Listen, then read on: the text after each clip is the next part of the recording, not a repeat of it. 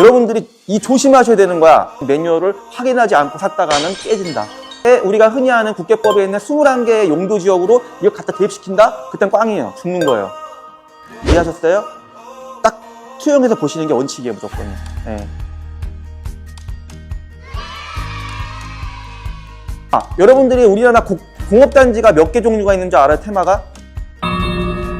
아시는 분 있나요? 큰 축에서 4개가 있어요. 국가 지방산업단지, 그거는 LH라던가 이제 정부나 지자체가 하는 거거든요. 국가 공업단지, 지방 공업단지. 자, 두 번째는 민간인이 할 수 있는, 저 같은 민간업자가 할 수 있는 일반 산업단지. 세 번째는 농공단지. 네 번째는 첨단 산업단지가 있어요. 4개의 큰 공업단지가 있는 거예요. 공신력 있는 산업단지는 공업단지는 이 4개 축이 있다. 그러면은, 자, 여러분들이 조심하셔야 되는 거야. 공업단지, 국가공업단지라던가 지방공업단지, 일반산업단지 이런 것들에 대해서도 경매가 나올까 안 나올까? 당연히 나올 수 있죠. 왜냐면 회사가 부도나면 나오는 거니까. 그럼 그랬을 때 이 적선면에 가을리에 있는 공장 같은 경우는 딱 봤을 때 아주 잘생겼고 코너 달리고 되게 공장이 좋은 거거든요. 근데 이거 토지용기 확인은 보세요. 파주 적성 일반산업단지라고 있잖아요. 이거는 저희 같은 민간인이 100% 출자해서 개발할 수도 있고 파주시하고 민간인하고 컨소시엄에서 개발할 수도 있어요. 그래서 이렇게 파주 적성 일반 산업단지로 이렇게 돼 있으면은 이렇게 지구 단위 설정이 돼 있단 말이야. 지구 단위 계획. 이게 제일 중요한 거예요. 지구 단위 계획구역.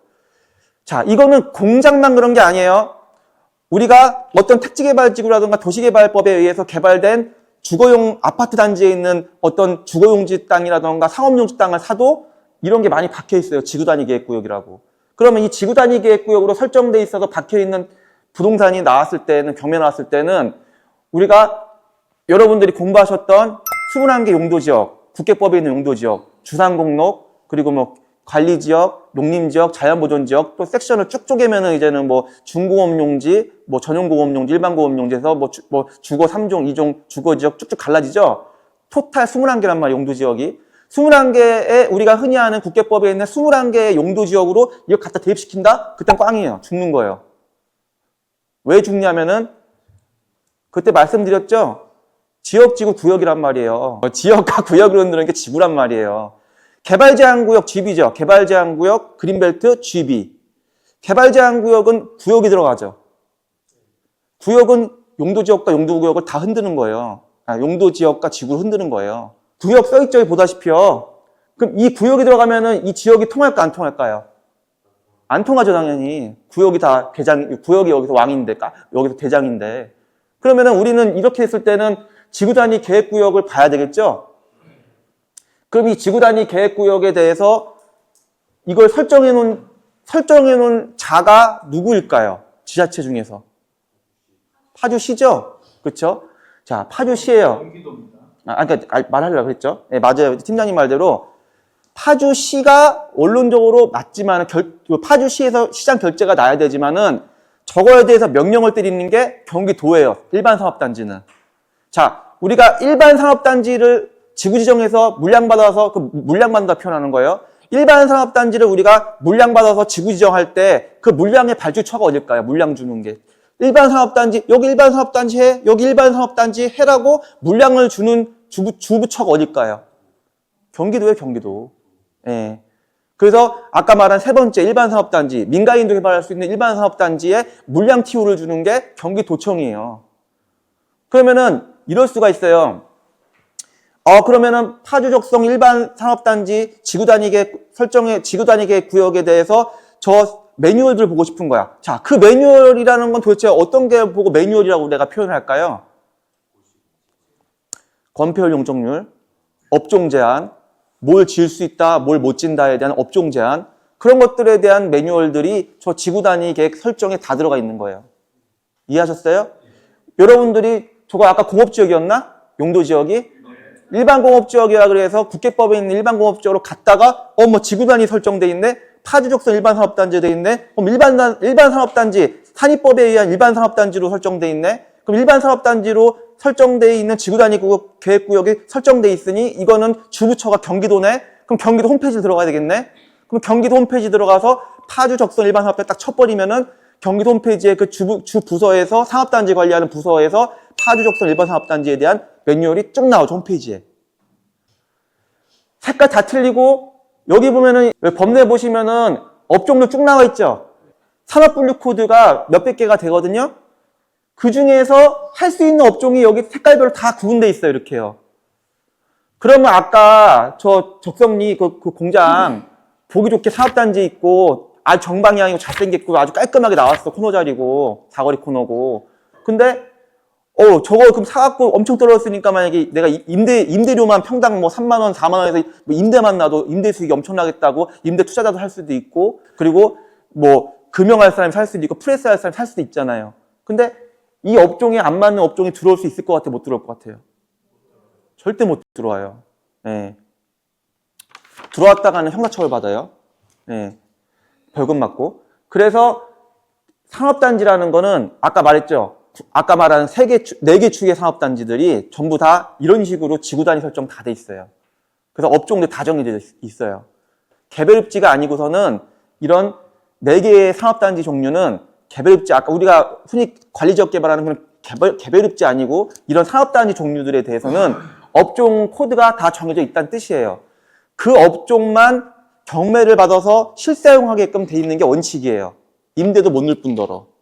임대 놓으려면은 그 업종으로 행위하고 몇 년 지나 임대 놓을 수 있어요. 또는 조례에 따라서 반은 쓰고 반은 임대 놓을 수 있어요. 그래서 여러분들이 경매를 들어가도 아까 말한 4개 테마에 대한 그런 국가산업단지, 지방산업단지, 이런 일반산업단지, 농공단지, 첨단산업단지 등등에 대해서 우리가 이렇게 이런 산업단지 툴로 되어 있는 거에 대해서는 반드시 지구단위가 설정되어 있고 지구단위 설정된 매뉴얼을 확인하지 않고 샀다가는 깨진다.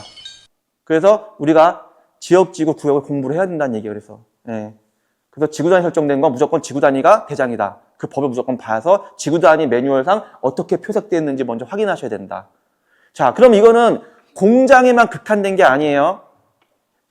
예를 들어서 아까 말했죠. 어떤 아파트 단지에 있는 땅이라던가 어떤 도시개발에 대한 땅이라던가 어떤 도시 시내권에 있는 땅도 마찬가지로 주상목록도 주거지역 상업지역 땅도 지구단위가 살아있으면은 또 무조건 지구단위 그 법을 봐야 되는 거예요. 무조건요. 그러면은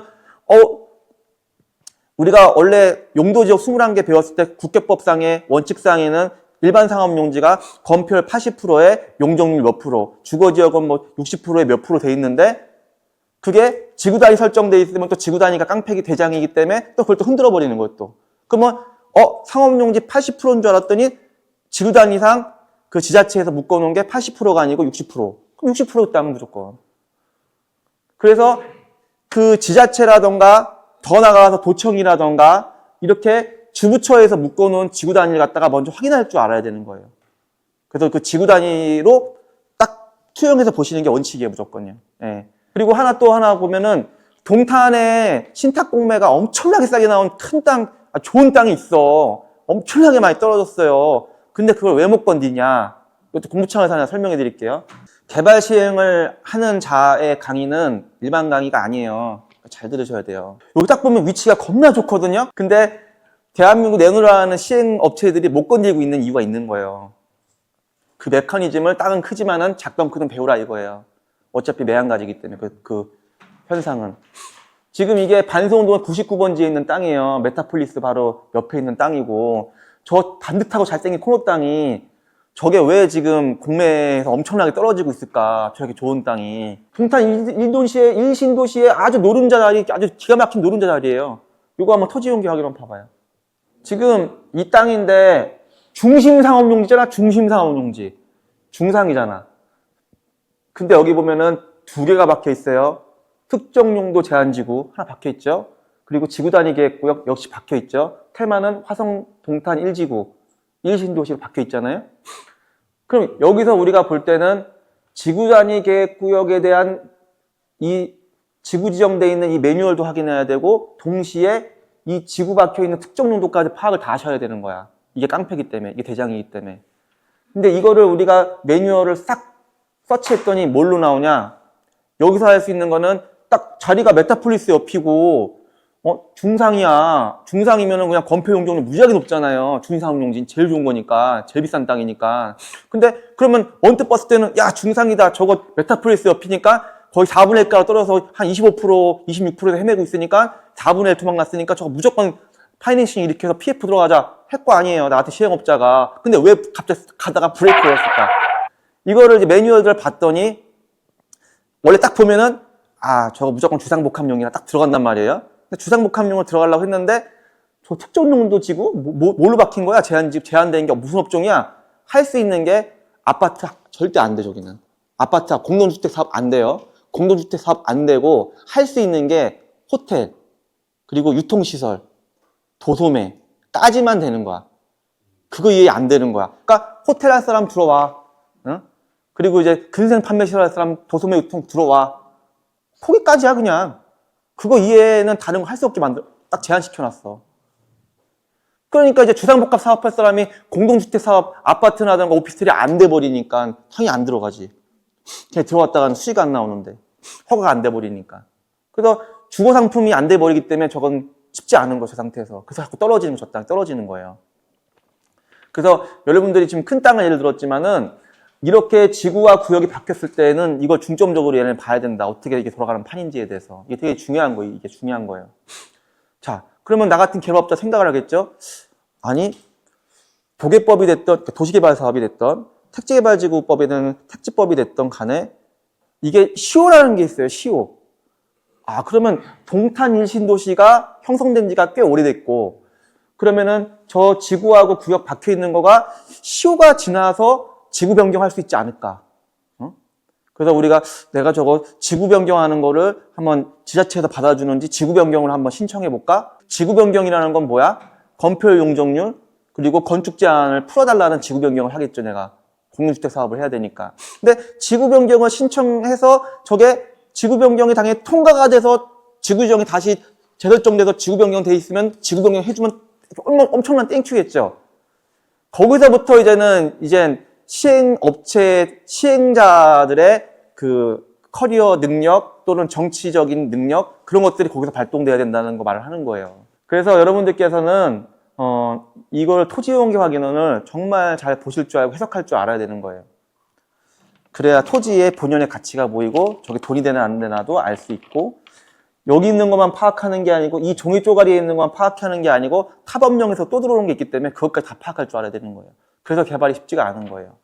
그래서 토지 개발은 함정과 리스크가 숨어 있어요. 그걸 다 볼 줄 아느냐 못 아느냐에 따라서 그 한 끗 차이로 사업이 성공할 수 있고 패할 수 있는 거기 때문에 디벨롭 사업이라는 거는 조그만 것부터 스텝 바이 스텝으로 가셔야지 괜히 욕심 부려가지고 저거 집 내가 한번 해보겠다?